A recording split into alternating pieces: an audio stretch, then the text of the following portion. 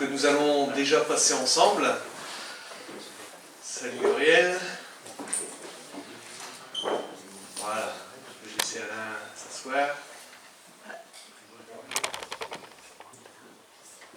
On voit que la technique est déjà prête, les musiciens sont prêts. Il ne reste plus qu'à.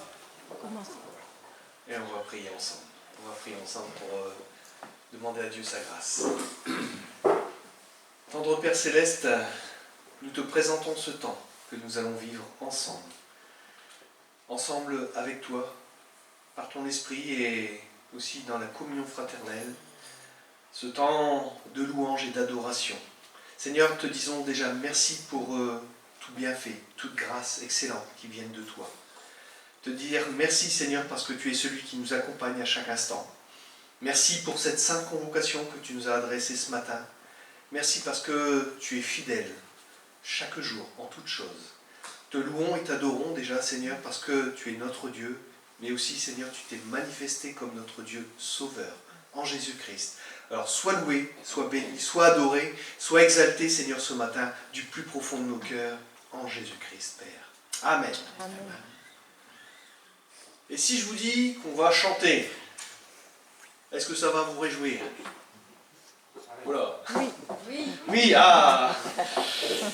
Et le premier chant, c'est « Je vais vous réveiller ». Non, « Je réveillerai l'aurore ».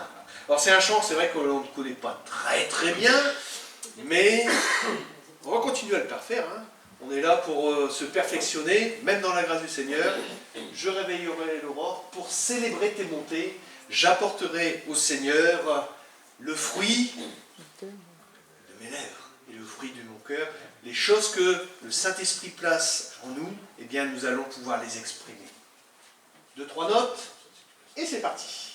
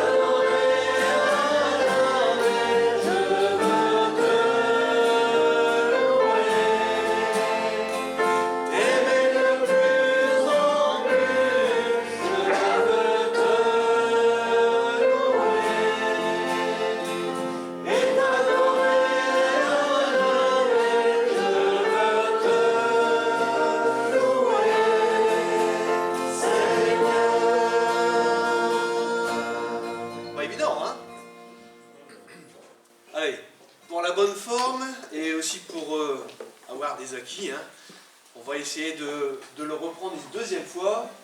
Ça pose pas de problème. Ça va, les doigts sont pas encore bleus. C'est bon, on peut y aller. Allez, c'est parti pour une deuxième version, mais un peu plus entraînant, d'accord ?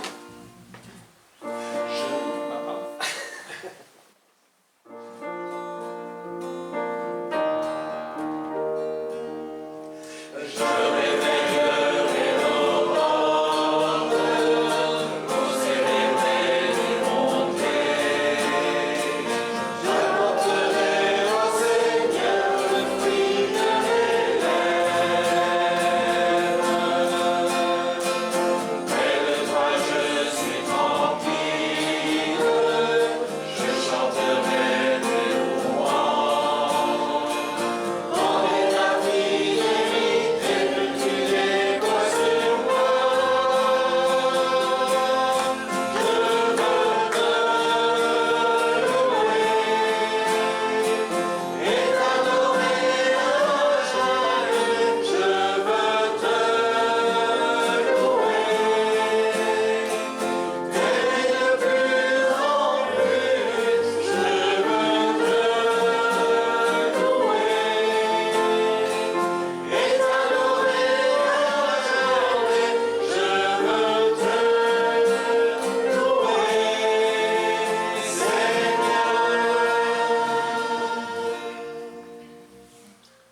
à Dieu.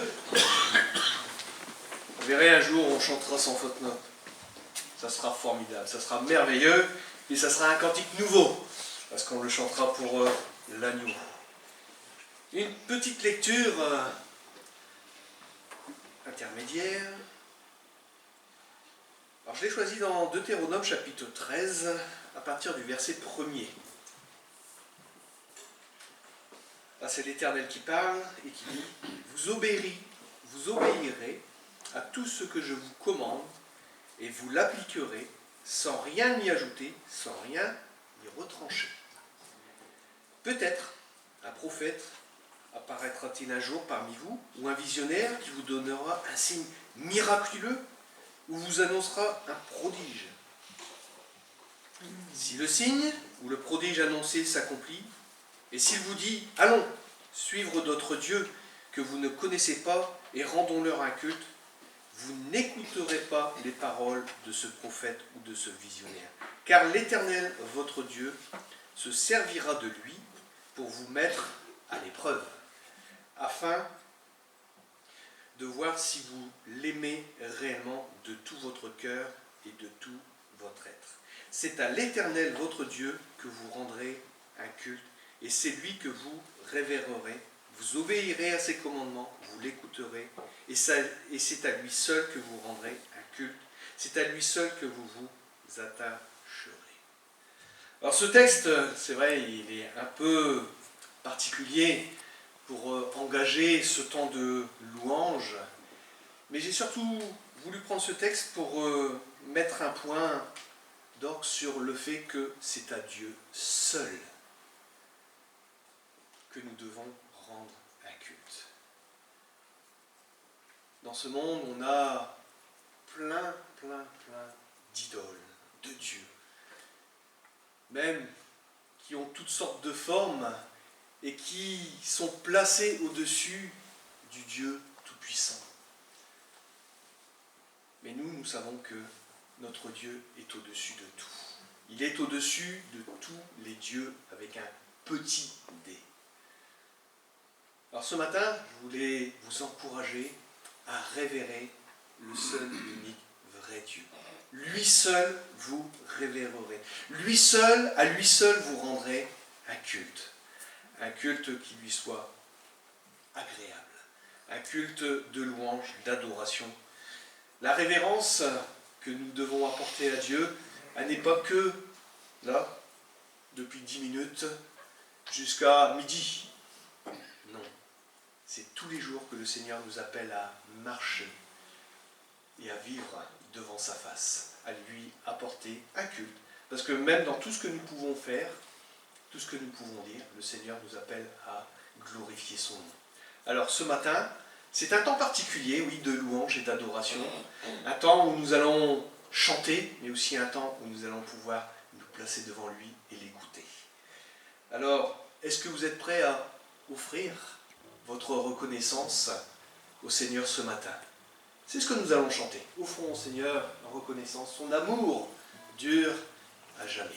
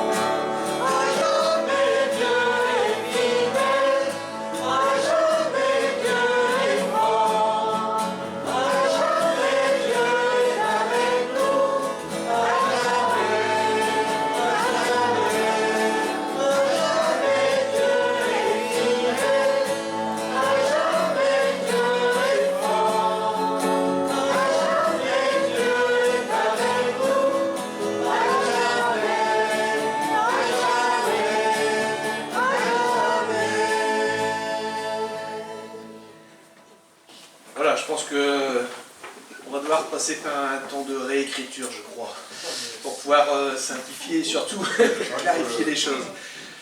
Bonjour à ceux qui nous rejoignent. Bonjour Marie-France, bonjour mon frère. Comment il va Étienne? Ça va. Gloire à Dieu. On va continuer ce temps de louange. Nous allons proclamer la grandeur et aussi la splendeur de notre Seigneur. La terre se réjouit. Est-ce qu'on peut dire que la terre se réjouit aujourd'hui? Dites-moi. Oui. Question. Allez, à 1 euro. Oui. Est-ce que la terre aujourd'hui se réjouit du retour du Seigneur? Alors, peut-être la terre physique soupire, comme nous dit la parole, soupire après son Créateur. Mais il viendra un temps où, oui, tous les hommes viendront louer le Seigneur, viendront en, on va dire, cette terre pour apporter leur richesse, leur puissance, leur gloire, et ils le donneront au Dieu Tout-Puissant. Le roi dans sa splendeur, eh bien, il est vêtu de majesté. On va chanter ça.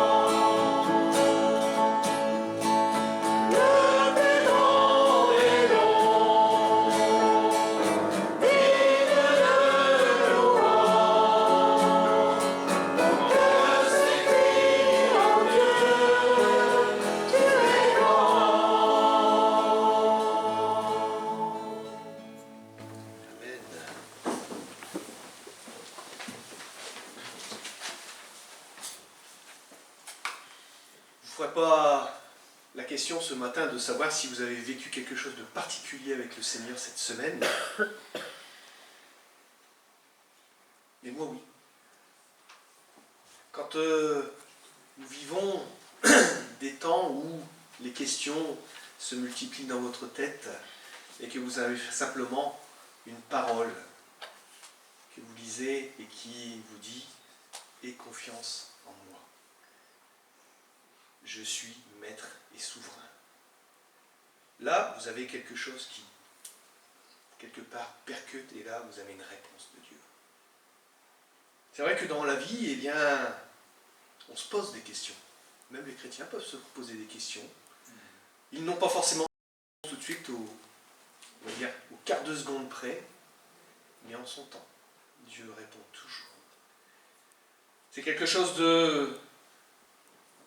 Allez, que l'on ne peut pas exprimer, puisque Dieu est tellement grand dans sa sagesse, tellement puissant dans son action, puisque la parole nous le dit, par le logos, par la parole, Dieu a tout, de ex nihilo, tout créé.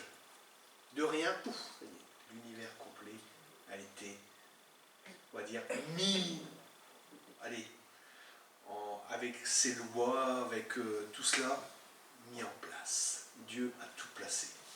Dieu a tout créé et surtout, il a tout géré. Et cette grâce que le Seigneur nous donne d'avoir tous les jours, eh bien, il nous encourage à y demeurer. Est-ce que vous voulez demeurer dans sa grâce? C'est le chant que nous allons interpréter maintenant, qui dit « Je veux demeurer dans ta grâce ». Je n'ai rien à donner, normal, puisque tout nous vient de Dieu. Rien de ce que nous avons n'est le fruit de ce que nous pourrions éventuellement produire à partir de rien pour Dieu. Non. Nous-mêmes, nous sommes le fruit de sa création. Ni rien à te prouver. Est-ce que tu as à prouver quelque chose ce matin pour dire « Je suis meilleur que un tel ». Non. La parole de Dieu nous dit « Nous sommes tous pécheurs et tous privés de la gloire de Dieu. Mais, en Jésus-Christ, nous pouvons trouver sa grâce. » Amen. Alors je veux chanter avec vous ce chant et m'humilier aussi devant ta face. Tu me connais si bien. Ce Dieu qui sait faire la séparation entre jointure et moelle, comme nous dit la parole, entre âme et esprit. Dieu est vraiment le Tout-Puissant. Tu me connais si bien, je ne te cache rien. Et c'est là peut-être le point qui pourrait être le bémol, où parfois on croit que on pourrait éventuellement cacher quelque chose à Dieu, mais non, Dieu sait tout, Dieu voit tout. On peut cacher des choses aux frères, aux sœurs, mais à Dieu on ne peut rien cacher. Alors nous sommes là ce matin, eh bien nous voulons être vrais les uns avec les autres. Sois vrai avec ton Dieu et surtout abandonne-toi à sa grâce. On le chante.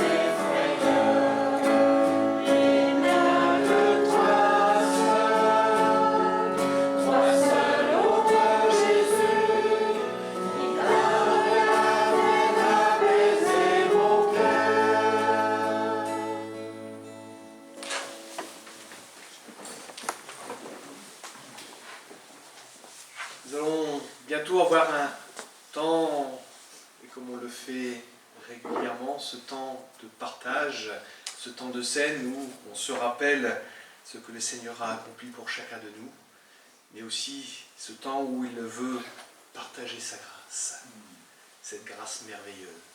Une grâce que l'on ne pourrait, même pas avec des mots d'homme, sublimer, tellement elle est grande et merveilleuse.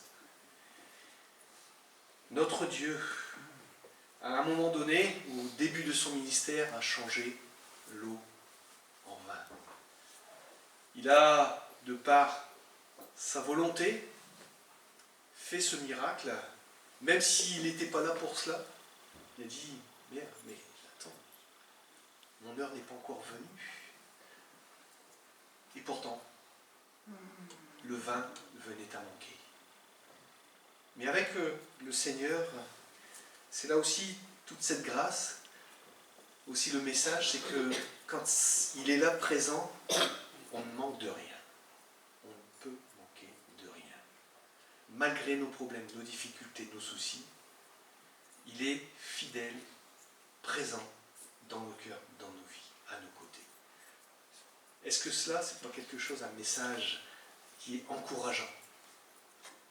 Dire Seigneur, tu es là avec moi à chaque instant. Quelque chose de... Si on pouvait donner des mots, comme je le dis toujours, avec notre propre langage pour exprimer cette chaleur qu'il transmet quand nous nous approchons de lui avec peut-être larmes, avec pleurs ou peut-être même avec joie, la présence de Dieu est toujours bonne pour notre âme, pour nous-mêmes. Alors, avant de prendre le pain, le vin, j'aimerais encore chanter ce chœur de 1951, « Tu as changé l'eau en vin ». Et tous les miracles qu'il a pu accomplir pour manifester la grâce, la puissance, l'autorité de Jésus. Nul n'est comme toi. Dans nos ténèbres, tu brilles.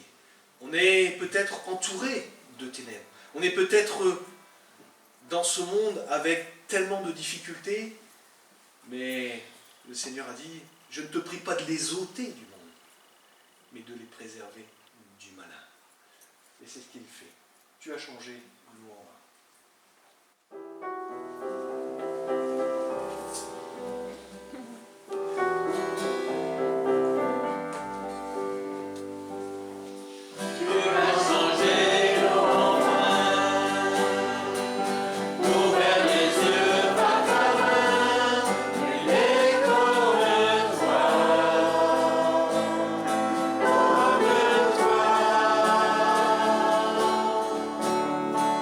Dans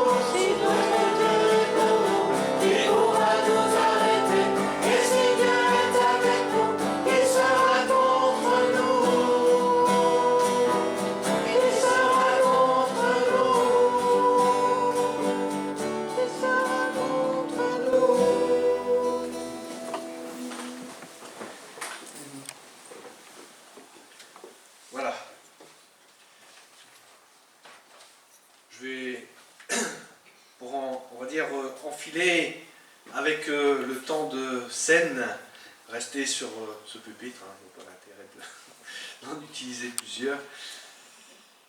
Cette scène qui eh bien, nous fait porter les regards vers le futur, vers le retour du Seigneur.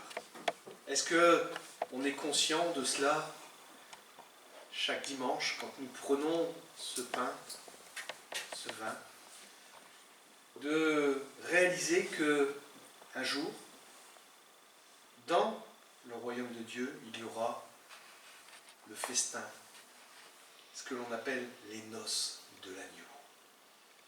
Ce repas, pourtant, Jésus a dit « Je ne boirai plus, je vous le dis, je ne boirai plus désormais de ce fruit de la vigne jusqu'au jour. » Il y aura un temps. Jusqu'au jour où j'en boirai du nouveau avec vous. Est-ce que cela, ce n'est pas quelque chose qui peut nous réjouir?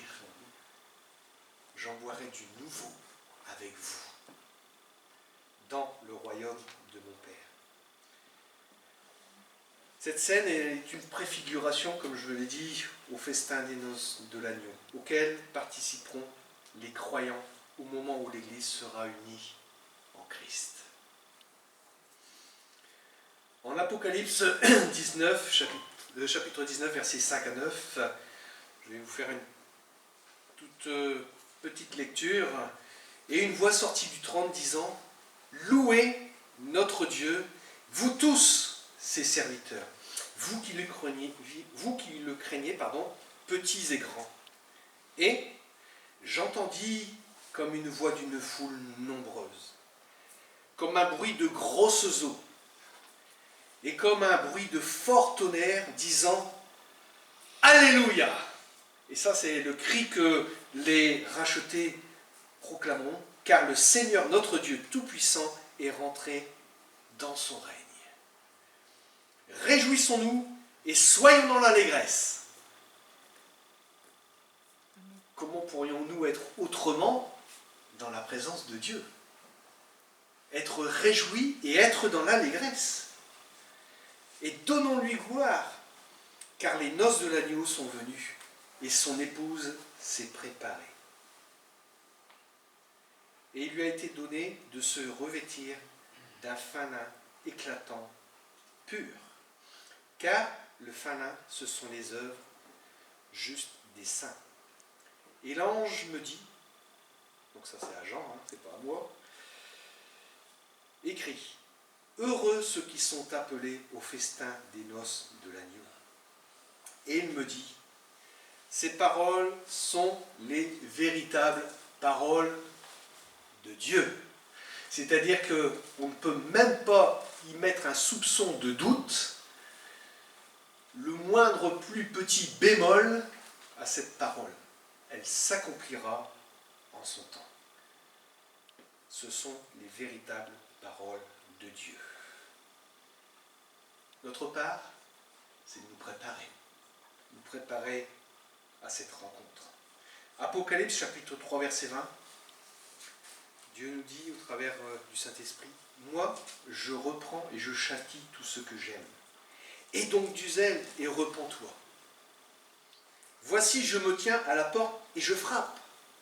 Si quelqu'un entend ma voix et ouvre la porte, j'entrerai chez lui et je souperai avec lui et lui avec moi. »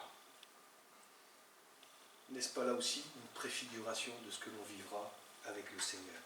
Celui qui vaincra, avec la grâce de Dieu bien sûr, en Jésus-Christ, je le ferai asseoir avec moi sur mon trône, comme moi j'ai vaincu et je me suis assis avec mon Père sur son trône. Waouh! Quand on essaye de comprendre cela, on se dit c'est grandiose. Qui sommes-nous pour nous asseoir avec Christ sur le trône de Dieu? C'est quelque chose de... On ne peut même pas l'exprimer tellement c'est grand. Que celui qui a des oreilles entende ce que l'Esprit dit aux églises. Et un dernier passage en Ésaïe, chapitre 25, verset 6. L'Éternel des armées prépare à tous les peuples sur cette montagne un festin de mets succulents, un festin de vin vieux, des mets succulents, pleins de moelle, de vin vieux clarifié. C'est-à-dire que pour nous, Dieu va nous préparer quelque chose que l'on ne peut même pas imaginer. Ça sera quelque chose, waouh, encore une fois, inexprimable, parce que Dieu, notre Dieu, est grand. C'est un peu particulier parce que on va être en live avec le congrès des CEF à Nantes, où normalement dans 5 minutes ça devrait démarrer. Alors, j'espère que tout va fonctionner correctement au niveau, on va dire, du flux, parce que on a malheureusement une mauvaise connexion internet, mais on a déjà prévu quelque chose avec Célia pour pouvoir, s'il le fallait, eh bien, augmenter le flux du robinet. Voilà. Donc, voilà, début dans 3 minutes. Alors, qu'est-ce qu'on peut faire pendant 3 minutes? Un chant. Un chant. Alors, et puis les enfants, il y a... Ils veulent chanter. Ils veulent chanter, les enfants. Bon, alors vous voulez chanter? Choisissez un chant. Vite. Vite, vite. 3 minutes. Allez, les garçons. Vous chantez quoi?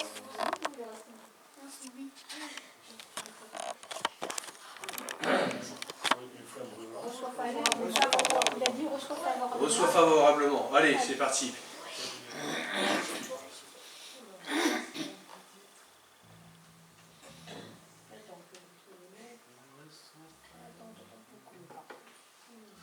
Même si on déborde d'une minute ou deux, c'est pas grave, hein, il va y avoir les présentations. Donc on va avoir le temps de le chanter quand même. Reçois favorablement.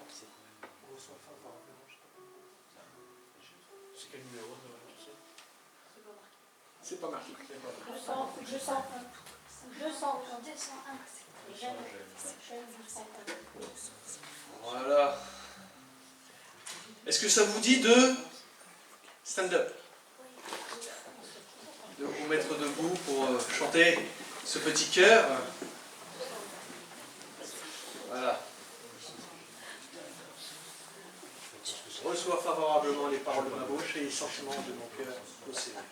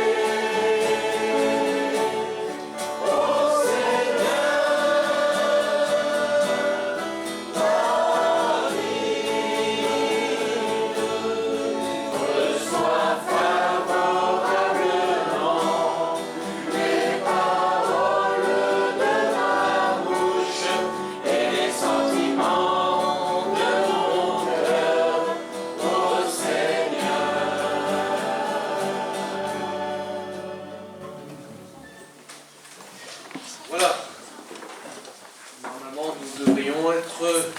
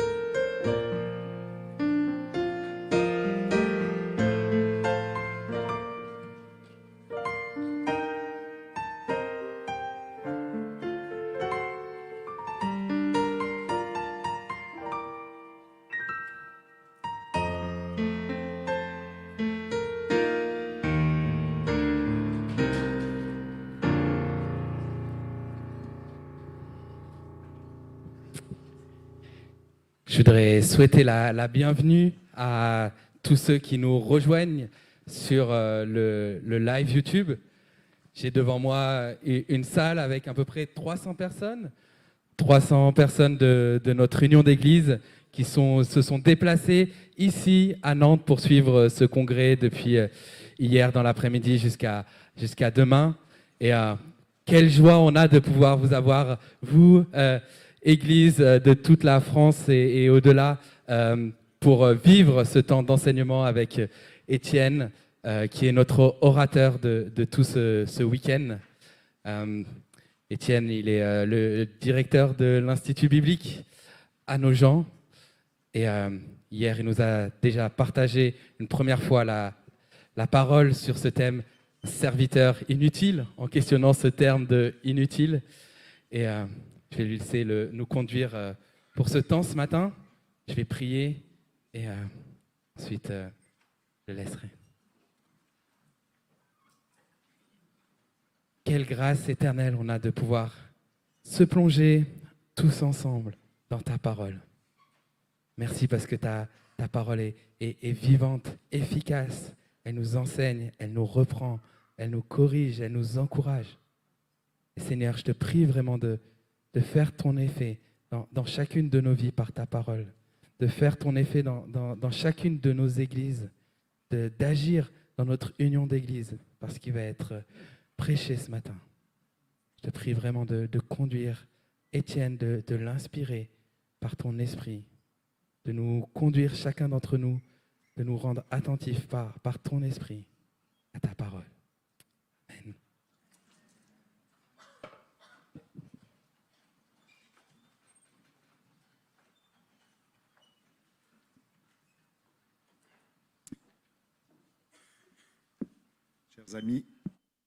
Chers amis, bonjour. Je suis heureux de poursuivre avec vous la réflexion ce matin. Serviteur inutile, point d'interrogation, et je me suis efforcé de répondre avec la précision du texte. Non, pas serviteur inutile, mais ordinaire. Serviteur ordinaire. Et ce matin, je poursuis la réflexion en précisant serviteur ordinaire du Dieu souverain, serviteur à l'image du Dieu homme. Et je vous invite à faire 2 lectures de l'apôtre Paul aux Romains. D'abord au chapitre 1. Je ne vais pas directement prêcher sur ces textes, je vais y faire allusion, mais il me semble bien éclairer les 2 problématiques que j'ai mentionnées. En effet, dit Paul, du haut du ciel, Dieu révèle sa colère contre les hommes qui ne l'honorent pas et ne respectent pas sa volonté. Ils étouffent ainsi malhonnêtement la vérité.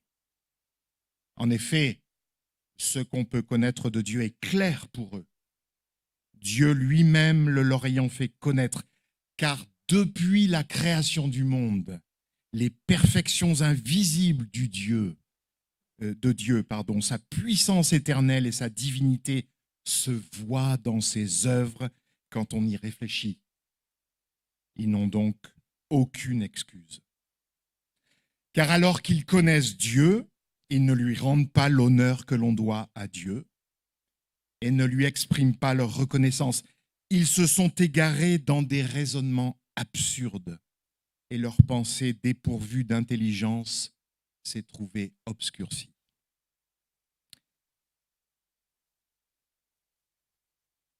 Ils se prétendent sages, mais ils sont devenus fous.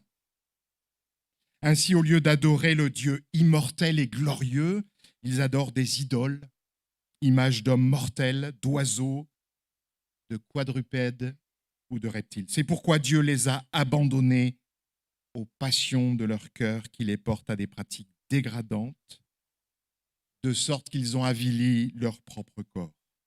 Oui, ils ont délibérément échangé la vérité concernant Dieu contre le mensonge. Ils ont adoré la créature et lui ont rendu un culte au lieu du Créateur, lui qui est béni éternellement. Amen.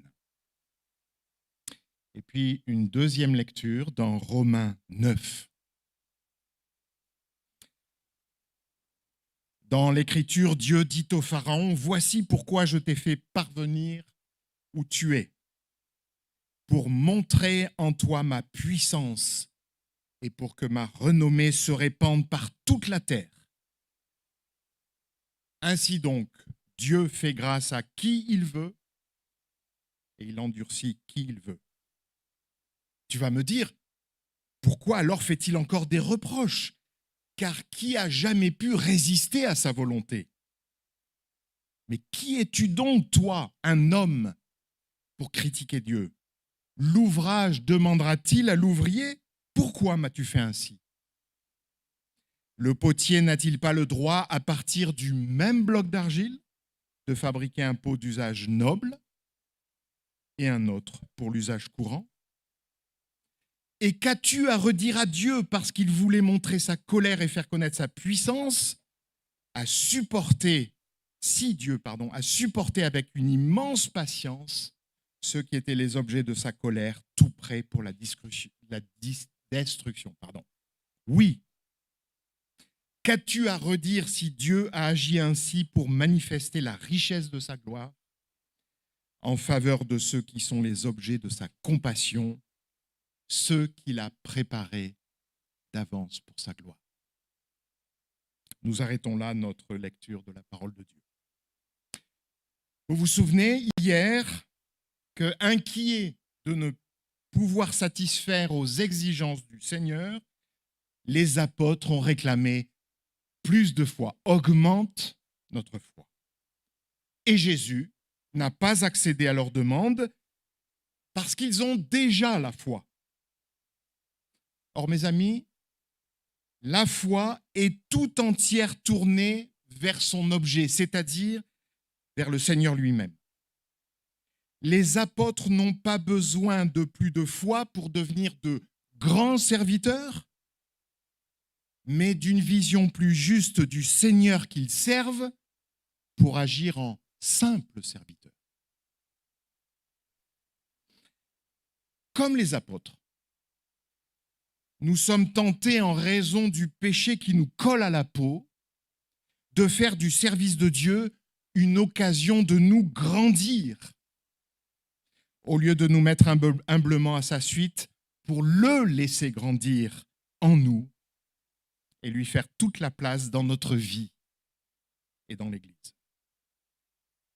Non, frères et sœurs, nous n'avons pas besoin de plus de foi, mais de plus d'humilité pour rester à notre place, celle de simples serviteurs, et d'une plus grande connaissance de celui que nous servons, le Dieu totalement souverain, qui en Jésus-Christ s'est fait homme pour nous sauver.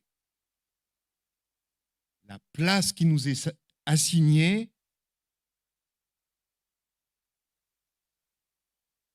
est celle de créature sous le regard du Créateur, de serviteur à la solde du Dieu souverain et de croyants plus humains, pas surhumains. Des créatures sous le regard du Créateur. Depuis la chute et tout au long de l'histoire biblique d'Israël, le drame de l'homme et de la femme a été de préférer le mensonge à la vérité, l'idolâtrie à l'adoration du Dieu unique et vrai, l'illusion d'une liberté asservissante à la réalité d'une soumission libératrice. Vous m'entendez? L'illusion d'une liberté asservissante à la réalité d'une soumission libératrice. L'apôtre Paul, vous l'avez entendu, décrit en termes saisissants le piège mortel de cette logique pécheresse. Ils se prétendent sages, mais ils sont devenus fous. Ainsi, au lieu d'adorer le Dieu immortel et glorieux, ils adorent les images d'hommes mortels, d'oiseaux, de quadrupèdes ou de reptiles. C'est pourquoi Dieu les a abandonnés aux passions de leur cœur, qui les portent à des pratiques dégradantes, de sorte qu'ils ont avili leur propre corps. Oui, ils ont délibérément échangé la vérité concernant Dieu contre le mensonge. Ils ont adoré la créature et lui ont rendu un culte au lieu du Créateur, lui qui est béni éternellement.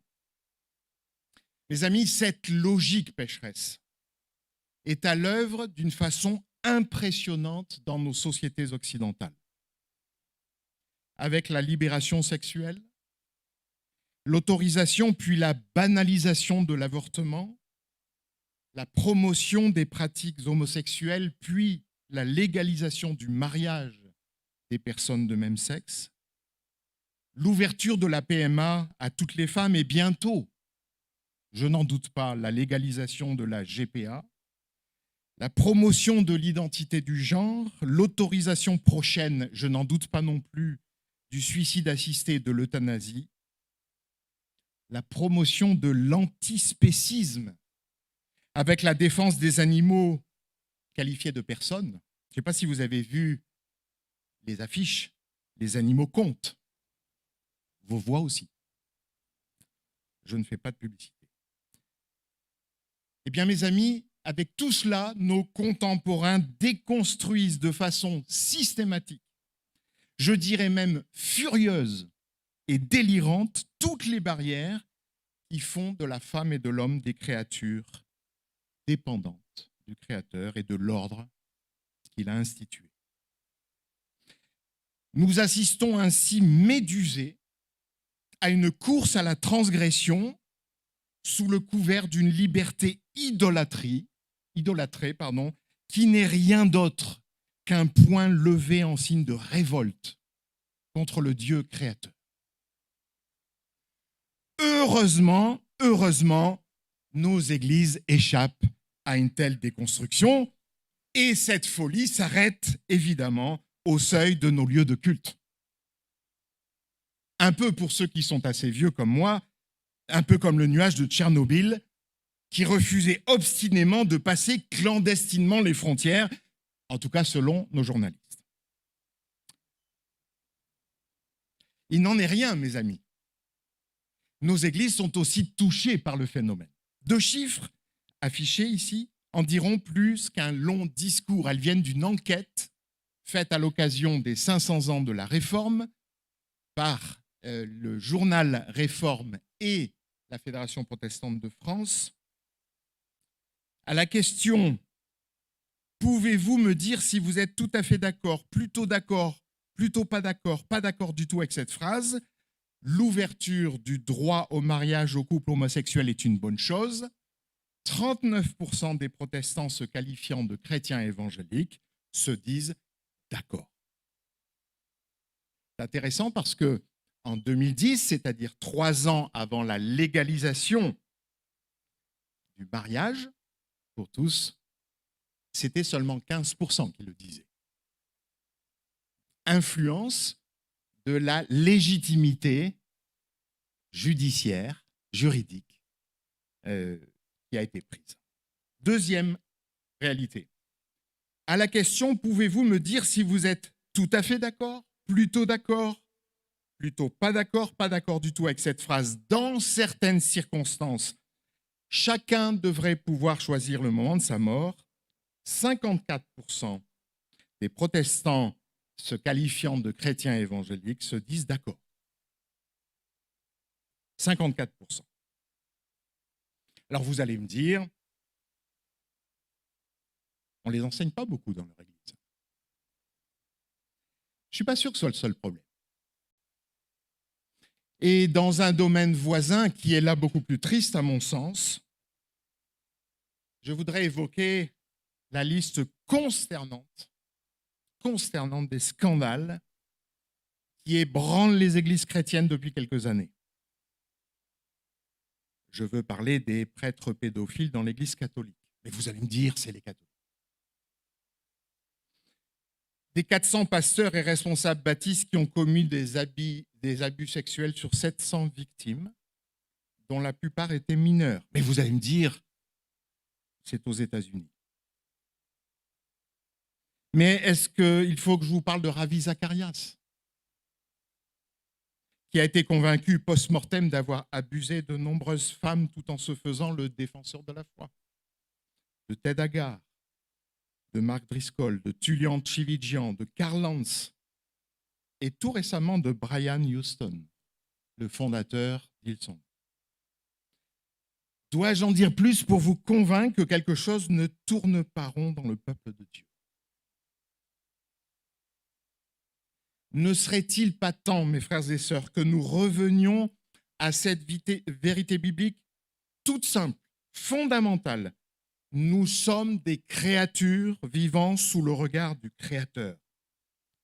C'est-à-dire que ce n'est pas nous qui fixons les règles. Et il en est une qui est folie aux yeux du monde, et que je voudrais exprimer ici. Le bonheur de l'homme se trouve dans la gloire de Dieu, tandis que la gloire des hommes fait le malheur des hommes. Mais nous ne sommes pas seulement des créatures, nous sommes aussi des serviteurs à la solde du souverain. J'ose affirmer que celui ou celle qui n'a pas compris et accepté la souveraineté incontestable de Dieu ne connaît pas, ou pas vraiment, le Dieu de Jésus-Christ, révélé par la Bible. Avez-vous entendu les paroles de l'apôtre Paul aux Romains? Mais qui es-tu donc, toi, homme, pour critiquer Dieu? L'ouvrage demandera-t-il à l'ouvrier, pourquoi m'as-tu fait ainsi? Le potier n'a-t-il pas le droit, à partir du même bloc d'argile, de fabriquer un pot d'usage noble et un autre pour l'usage courant? Ce texte, mes amis, et les questions qu'il soulève représentent l'un des points de doctrine qui intrigue et qui bouscule les promotions d'étudiants année après année. Pour ma part, un peu avant la vingtaine, c'est la méditation du livre de Job qui m'a éclairé et convaincu de trois vérités complémentaires qu'on ne peut recevoir qu'à genoux dans l'adoration. La première, c'est que Dieu est totalement souverain. Rien n'échappe à sa volonté. Même Satan, qui vient au milieu du conseil des fils de Dieu, se voit poser des limites par le Dieu Tout-Puissant. Oui, tu peux toucher aux richesses de Job, mais tu ne toucheras pas à sa vie. Deuxième vérité. Le mal est à l'œuvre dans ce monde et frappe sans que nous puissions percer le mystère de sa logique. Pouvez-vous me dire pourquoi certains d'entre vous ont perdu un enfant? D'autres sont handicapés, atteints de maladies psychiques? Non. Il y a là un mystère, Henri Blocher dirait opaque, difficile. Et remarquez que Job ne sait pas ce qui s'est passé dans le ciel. Il ne sait pas qu'il a été l'objet d'un défi de la part de Satan devant Dieu. Vous vous souvenez, le défi, c'était « Oui, Job, il a de l'amour pour toi, mais laisse-moi toucher à toutes ses richesses et tu verras comment il va te maudire. » Job ne le sait pas et Job ne le saura jamais. Est-ce que ça ne ressemble pas à notre vie? Troisième vérité, Dieu n'est en rien complice du mal, mais il répond par l'affirmation de sa souveraineté. Il a même cette faculté incroyable de changer le mal en bien. Et dans la nouvelle alliance, par le mystère lumineux de la croix, il a répondu au mal. Il s'est fait homme en Jésus-Christ pour prendre notre condamnation et nous donner sa vie.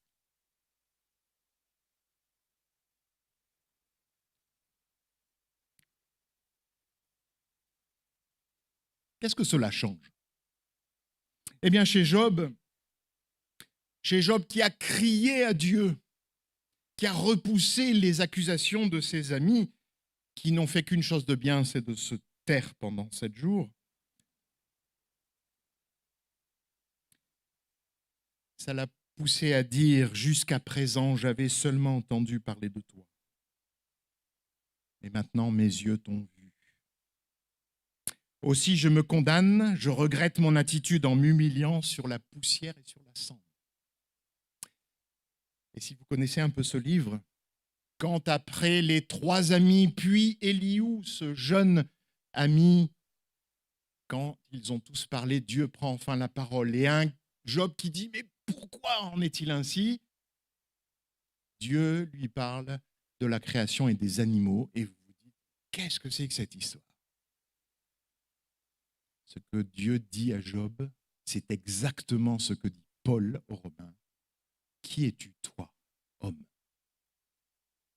pour critiquer Dieu ?» Et cela a des conséquences. Je voudrais vous donner une toute petite indication dans l'exercice de notre service en matière d'accompagnement pastoral. Et je voudrais ici vous dire ce qu'est l'accompagnement pastoral de mon point de vue, et je m'inspire pour une part d'un auteur que je vous recommande qui s'appelle Eugène Peterson, aujourd'hui décédé, pasteur presbytérien, qui, dans ses écrits, bat en brèche le côté business religieux des méga-churches, dans laquelle, dit-il, le travail pastoral est abandonné. L'accompagnement pastoral, à mon sens, c'est le soin apporté à des personnes seules ou en groupe pour les conduire selon leur situation à la nouvelle naissance ou à la croissance vers la maturité, c'est-à-dire, dans l'un et l'autre cas, à ce que la vie de Christ se manifeste dans la routine de leur vie quotidienne. Le soin est dirigé par l'Écriture, est façonné par la prière et peut s'exercer dans des contextes aussi bien sacrés que profanes. Pour le dire autrement, et là ce sont les mots d'Eugène Peterson, il s'agit pour le pasteur ou le responsable de poursuivre entre les dimanches le ministère accompli le premier jour de la semaine en passant de la prédication à la conversation. Découvrir le sens des Écritures, cultiver une vie de prière, conduire la croissance vers la maturité. Alors, qu'est-ce que ça a à voir avec la souveraineté de Dieu? Eh bien, Eugène Peterson fait cette remarque que je trouve tout à fait pertinente sur le plan biblique. Il dit, il y a plusieurs choses que vous devez avoir en tête quand vous accompagnez quelqu'un pastoralement.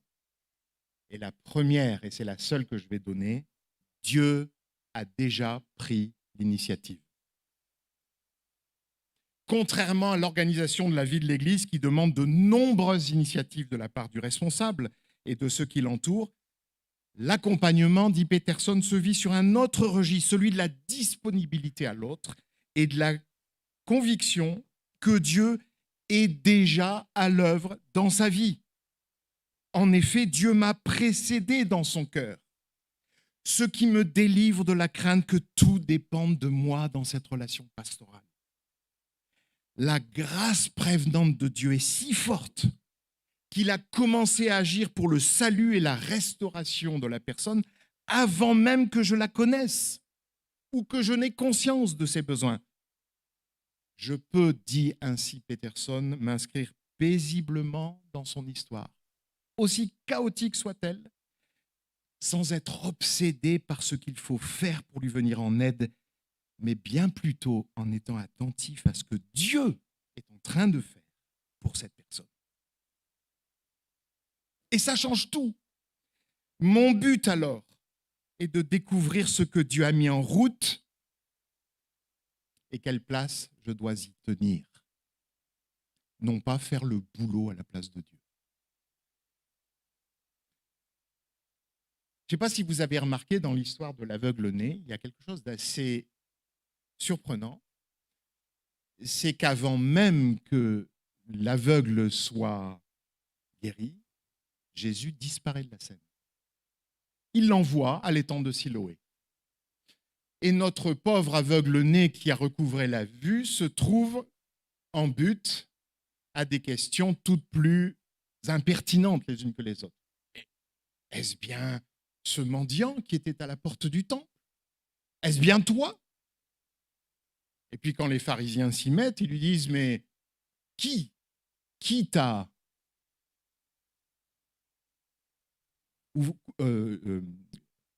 redonné la vue? Alors l'aveugle-né commence à balbutier, c'est un homme. Puis dans le texte, il dit, c'est un prophète. Puis il finit par leur dire avec une certaine répartie, comment vous ne le connaissez pas? Lui qui vient de Dieu, puisqu'il a été capable de faire un tel miracle. Et c'est le clash. Les pharisiens le renvoient méchamment en lui disant, tu es plein de péchés, tu oses nous faire la leçon? Et Jésus revient. Et Jésus revient à ce moment-là. Au moment où notre homme qui a commencé à cheminer se trouve désemparé parce qu'exclu par les pharisiens, excommunié. Et Jésus est admirable. Il lui parle du Fils de Dieu. Et notre homme qui n'a jamais vu Jésus, et oui, parce qu'il n'était pas guéri, dit à Jésus, mais qui est-il? Et Jésus lui répond, tu le vois, il est devant toi. Alors si Jésus, mes amis, est capable de lâcher la main de l'aveugle-né, croyez-vous qu'il faille que nous la tenions, nous? Le Seigneur n'est-il pas assez puissant pour prendre soin de ceux et celles qu'il a touchés par son esprit? Nous ne sommes que de simples serviteurs. J'avais un professeur qui disait à propos de la mort de Moïse, Dieu enterre ses serviteurs, mais il continue son œuvre. Et nous nous sentons tellement indispensables. La souveraineté de Dieu. Et je voudrais terminer par des croyants plus humains, pas surhumains. Oui, nous sommes des créatures sous le regard du Créateur. Nous sommes serviteurs du Dieu souverain. Mais nous sommes appelés à être des croyants plus humains, pas surhumains. J'aimerais vous raconter une petite anecdote. Quand j'étais étudiant à l'Institut biblique et missionnaire Emmaüs en Suisse, je fréquentais une église qui s'appelle La Chapelle et j'avais repéré un jeune père de famille zélé qui venait bien en avance dans les locaux de l'église, qui se mettait à prier seul, de façon très ostensible, quasiment à côté de l'entrée, et qui ne saluait jamais personne. Alors j'étais partagé, j'admirais sa dévotion, mais quand même, je restais interloqué par son manque de savoir. Il m'a fallu mûrir pour comprendre le malaise. Et la formation biblique et théologique m'y a aidé. Cet homme était zélé pour le Seigneur, certes, mais sa spiritualité était déséquilibrée. Il se voulait centrer sur Dieu en ayant recours à la prière de manière fervente, mais en fait, il était centré sur lui, parce qu'il avait besoin de montrer son zèle à tous. Du coup, trop plein de sa propre importance, il n'avait pas de place pour s'intéresser aux autres. Cela ne vous rappelle-t-il rien? La parabole du pharisien et du publicain, par exemple, racontée par Jésus pour ceux qui étaient convaincus d'être justes et méprisaient les autres. Mes amis, tout zèle emploierait-il les codes évangéliquement corrects n'est pas signe en soi de maturité, ni de saine spiritualité. Et pour ne pas errer en la matière, il est indispensable de bien comprendre le sens de l'incarnation. Jésus, mes amis, n'est pas venu arracher l'homme à son statut de créature pour lui faire revêtir les habits de la divinité. Au contraire, il est venu pour le libérer de l'esclavage du péché et lui donner les moyens par l'Esprit de remplir pleinement sa mission de créature en image de Dieu. Il n'est pas non plus venu sauver son âme indépendamment de son corps, et viser la destruction du corps qui serait une prison. Non, le Seigneur est venu pour nous sauver corps et âme, sachant que notre corps sera transformé en un corps glorieux lors de la résurrection. À ce titre, mes amis, comme le dit l'apôtre Paul, Jésus est le nouvel Adam qui, par son obéissance, a rendu juste beaucoup d'hommes. Ou encore, à propos de la résurrection, le Christ est ressuscité en premier lieu comme le premier fruit de la moisson. Ensuite, au moment où il viendra, ceux qui lui appartiennent ressusciteront à leur tour. Pour le dire autrement, en devenant pleinement homme, Jésus nous a montré que son dessein n'était pas de faire de nous des surhommes, mais des hommes et des femmes régénérés, sanctifiés, mieux à même de répondre à leur vocation humaine. Ce qui fait souvent problème chez nous, c'est la confusion entre le péché et l'humanité. Il faut dire que pour nous, c'est conjoint. Le seul qui n'a connu une humanité sans péché, c'est notre Seigneur. Nous, humanité et péché, sont intimement liés, malheureusement. Et du coup, nous avons tendance à créer des séparations fausses. Il y a la vie spirituelle, d'un côté, et la vie tout court de l'autre.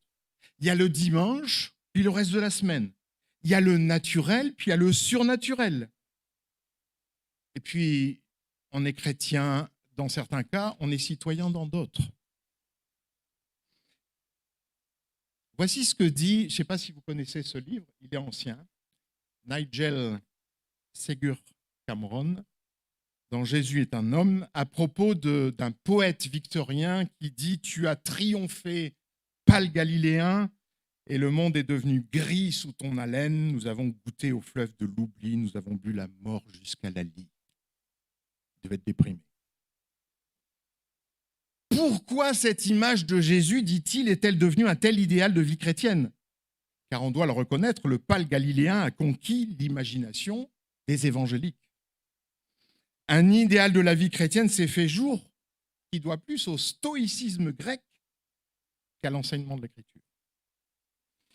Et dit-il, cette doctrine s'oppose en effet de manière fondamentale à l'humanité du croyant, comme si la foi en Dieu rendait insensible aux revers et aux malheurs de l'existence.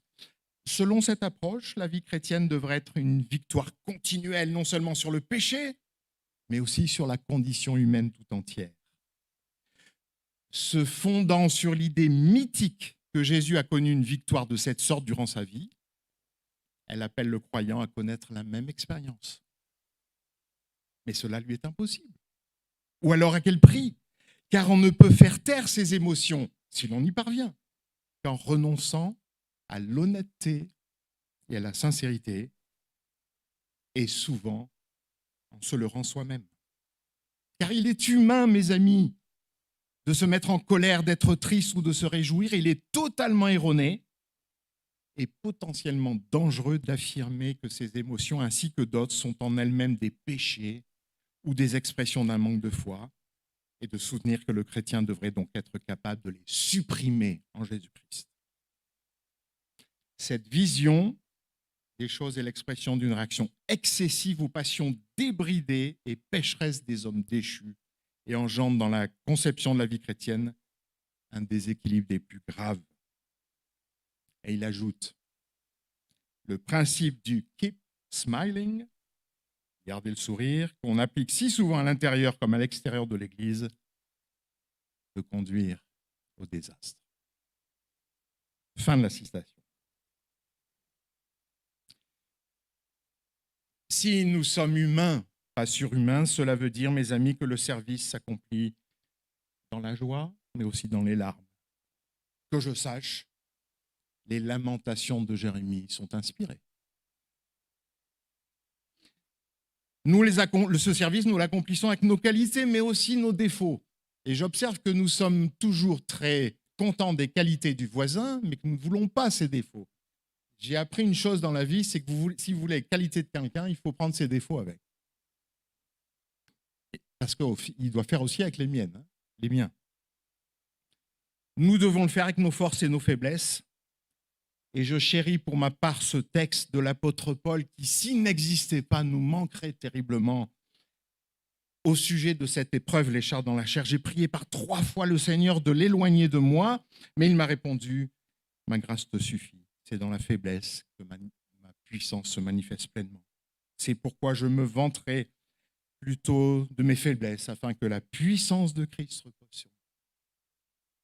Je vous l'ai dit, nous sommes des serviteurs ordinaires, de simples serviteurs, qui ont l'insigne privilège d'être au service du Maître, plein d'amour, qui pourrait faire beaucoup mieux sans nous, mes amis. J'en suis convaincu. Mais qui nous fait la grâce du service, parce que pour moi, c'est une grâce. Laissez-moi vous raconter une petite histoire. Hier, c'était celle du missionnaire. Je les tire d'un livre que je vous recommande de Rob Parsons, Ce que j'aurais aimé apprendre plus tôt, mais dont le titre original, c'est Ce que j'aurais aimé apprendre plus tôt et qu'on ne m'a pas appris à l'école du dimanche. Entendez, à l'instruction biblique pour adultes aux États-Unis. Et voici ce qu'il dit dans un chapitre qui s'intitule « Mon père est le vigneron ».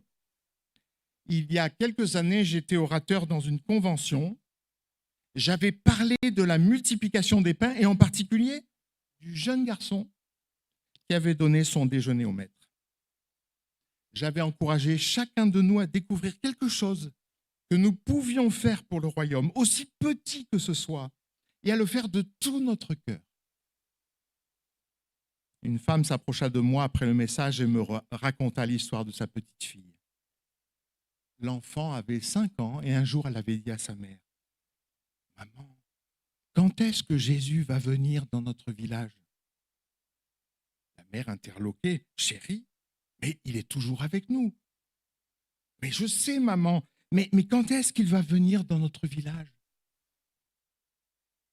La mère attira la petite fille vers elle et lui demanda, « Mais pourquoi est-ce si important pour toi ?»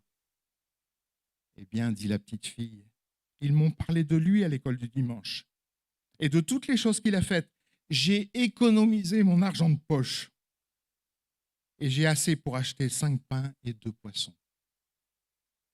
Si je pouvais seulement les apporter à Jésus, il pourrait nourrir le monde entier. Et Rob Parsons conclut, ne passez pas votre vie à désirer avoir plus. Faites aujourd'hui les petites choses que vous pouvez faire. Quand vous plantez cette semence-là, vous ne savez jamais comment cela finira. Après tout, votre Père est le vigneron. Amen.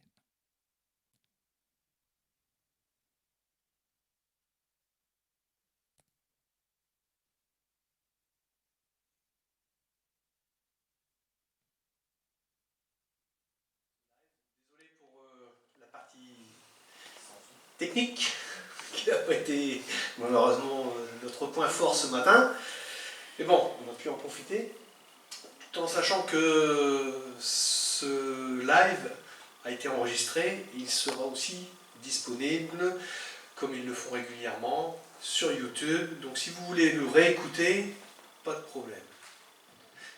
Et les précédents aussi. Et les précédents aussi. Merci Marc. C'est vrai qu'il y a la possibilité de, quand on a peut-être un temps d'inattention, on a, mince, il y a quelque chose que j'ai loupé là. Eh bien, Dieu nous donne cette possibilité, même au travers de YouTube, de pouvoir se nourrir spirituellement. Voilà, notre culte se termine. Il y a quelques annonces. Alors, cette semaine, étude biblique. Donc, bien sûr, pour ceux qui ne peuvent pas se joindre à nous, il y a possibilité d'être présents de façon virtuelle au travers d'un Google Meet. Et donc, vous êtes tous les bienvenus pour continuer à partager les études que nous avons actuellement. Ensuite, nous avons samedi 11 mai. Alors là, on ne le sait pas encore, mais ça va chauffer sur les claviers, là, ils vont partager. On ne sait pas encore, mais peut-être ici, peut-être chez Ruth. Voilà. Mais les jeunes vont se rejoindre. Ça doit être juin. En juin. Mais c'est pas Ah, ça. il est marqué mai, oui. Oh 11 juin, bien vu. Il y en a qui savent. 11 juin. Pardon pour l'erreur. 12 juin. Culte normal, donc nous allons nous retrouver toujours à la même heure, où nous allons, Dieu voulant, louer le Seigneur, l'adorer, participer à ce temps de culte. Ensuite, nous aurons pour le samedi 18 juin le CA des associations, qui était donc prévu. Dimanche particulier, le 26 juin, donc il y a, c'est sûr, en fin de culte, le barbecue de fin d'année. Mais il y aura aussi la venue de la famille Frédéric, donc Jonathan et Mathilde et les enfants, bien sûr, qui vont nous faire un petit peu un débriefing de leur aventure, hein, puisqu'elle a été de courte durée. Mais même dans ce cadre-là, on pensait peut-être au départ les voir partir pour 1 an, 2 ans, 3. Mais comme le frère l'a dit, Dieu est souverain. Si il a permis les choses de cette façon-là, c'est qu'il a une mauvaise... Non, pas une mauvaise raison, une bonne raison. Parce que tout ce que Dieu fait est parfait. Donc, ils nous partageront certaines expériences et puis, eh bien, on pourra continuer à prier pour eux tout en sachant que dans leur dernière lettre, leur situation s'est déjà établie, ils ont retrouvé un logement et ils ont retrouvé du travail. Donc voilà, tout ça est remis, on va dire, sur le chemin classique européen, métro, boulot, dodo. Non, je rigole. Mais ils vont, je pense, peut-être un jour. Et je pense que ça, c'est gravé dans leur cœur. À un moment donné, je pense que oui, ils repartiront. Suivante. Mais j'ai pris ce chant, je suivrai mon Seigneur et mon Maître. Voilà, quelques notes de musique et... Oui, je ne sais pas si vous savez, René Paul a été hospitalisé.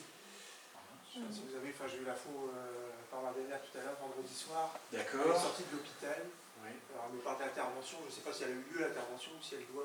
Elle devait se faire opérer. Elle n'a pas eu lieu, bah, voilà. Du coup, je veux passer juste l'info parce que j'ai eu un message en disant. Ils attendent la fin du mois, elle doit boire beaucoup pour éliminer Les calculs rénaux. pense Donc il y avait éventuellement une opération par infrason pour faire exploser les trucs. Mais bon, là aussi, remettons toutes choses entre les mains du Seigneur. Ça me fait penser à un témoignage que j'ai entendu il y a quelques temps d'un jeune garçon d'une douzaine d'années. Gros problème cardiaque, malformation, et donc dispensé de faire du sport et tout ça. Il fallait toujours, même s'il faisait du sport, qu'il y ait quelqu'un avec lui au cas où s'il devait le réanimer. Et une intervention était prévue pour, souvent au niveau des oreillettes, hein, il y a de temps en temps des malformations. Et le jour de l'intervention, ils se sont dit, bon, on va quand même faire un dernier examen, on va repasser ça au scanner, puis plus rien. Mais c'est là que l'on oublie la puissance de la prière. Sa maman, pendant des années, a prié pour son fils, pour être guéri. Et Dieu, à l'ultime, a laissé des choses se faire comme ça et il a béni au temps voulu, là où il devait agir. Notre Dieu est grand. Amen. Alors, je suivrai ce Dieu, il est si grand et si merveilleux. On se lève ensemble et après quoi, eh bien, on se séparera.